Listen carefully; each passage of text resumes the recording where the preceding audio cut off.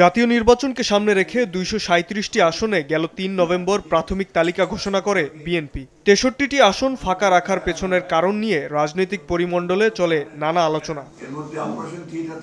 এর মধ্যেই বৃহস্পতিবার বিকালে গুলশানে বিএনপি চেয়ারপারসনের কার্যালয়ে আরও 36টি আসনের প্রার্থী ঘোষণা করেন দলটির মহাসচিব মির্জা ফখরুল ইসলাম আলমগীর। 36টি আসনে আমরা আপনার নাম ঘোষণা করছি এবং আরও অনেকগুলো থেকে যাচ্ছে বোধহয়। সেগুলো হচ্ছে আপনার আমাদের অ্যালায়েন্সের সঙ্গে যারা আছেন তাদেরগুলো, এবং আমাদের 2-1টা আপনার ডিসিশন হবে, সেগুলো আমরা আরও পরে ঘোষণা করব। ঢাকা 7, 9, 10, 18-র মতো গুরুত্বপূর্ণ আসনে প্রার্থীদের নাম ঘোষণা করেন বিএনপি মহাসচিব।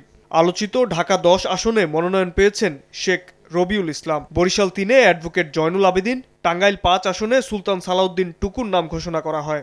ঢাকা 7 হামিদুর রহমান, ঢাকা 9 হাবিবুর রশিদ, ঢাকা 10 শেখ রবিউল আলম, ঢাকা 18 SM জাহাঙ্গীর হোসেন, গাজীপুর 1 মোহাম্মদ মুজিবুর রহমান।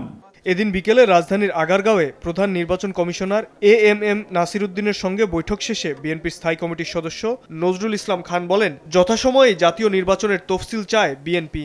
আমরা যথাসময়ে নির্বাচন হোক, যেটা ঘোষণা হয়েছে সেই অনুযায়ী, এবং সে কারণে যখন তফসিল ঘোষণা করার কথা, এটা যদি বিলম্বিত করার কথা বলি তাহলে তো নির্বাচন বিলম্বিত করার কথা বলা হবে।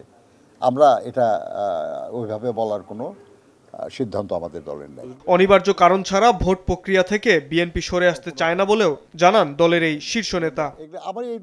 শাবাব ওয়াসি, সময় সংবাদ, ঢাকা। বাংলাদেশের নাগরিক একজন।